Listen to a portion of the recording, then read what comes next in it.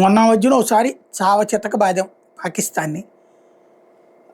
అదేది surgical strike 1, surgical strike 2, ఆధారాలు ఏవి, అక్కడ గడ్డిపోచే కదిలింది, ఇట్లాంటి స్టేట్మెంట్లన్నీ అయిపోయింది. సాక్ష్యాలు కావాలని అడిగారు. మొన్నటిసారి సాక్ష్యాలు కూడా చూపెట్టాం. అయినా సరే అమెరికా అధ్యక్షుడు చెప్తున్నాడు కదా, మనం ఏం చేయలేదట, ఆడు చెప్తే ఆపేసామంట, భయపడిపోయామంట, ఒత్తిడి తెచ్చామంట, ఇలాంటి పనికిమాలిన ప్రకటనలు ఇచ్చింది ఇక్కడ ఉన్నటువంటి ప్రతిపక్షం. అమెరికా ఇరాన్ మీద దాడి చేసింది, అక్కడ అణుస్థావరాలను ధ్వంసం చేసింది, కానీ రేడియేషన్ డిటెక్ట్ అవ్వాల. ఐఏఎఫ్ అక్కడ ఏం జరగలేదంటోంది. ఇరాన్ కూడా పై లేయర్లను లేపారు కరెక్టే, ఇజ్రాయెల్ ఒక ఫ్లోర్ లేపితే అమెరికా 2 ఫ్లోర్లు లేపింది, మేము ఇంకా చాలా అడుగునున్నాం, 10 ఫ్లోర్ల లోపల ఉన్నాం అని చెప్తుంది. అంటే ఫెయిల్ అయ్యింది అక్కడ, రేడియేషన్ లేదంటే ఫెయిల్ అయినట్టు వాళ్ళు అనుకున్నట్టు.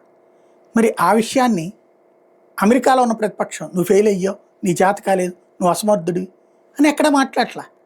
అదే భారతదేశానికి సంబంధించిన సైన్యం ఎయిర్ బేస్లను ధ్వంసం చేసి, అక్కడ ఉన్నటువంటి రక్షణ వ్యవస్థలను ధ్వంసం చేసి, అత్తారింటికి వెళ్ళి వచ్చినట్టు మన యుద్ధ విమానాలు వెళ్ళొస్తే దాన్ని తప్పుపడతా అబ్బాయి ఏం లేదు అని చెప్పుకొచ్చినటువంటి దరిద్రం మన దగ్గరే ఉంది.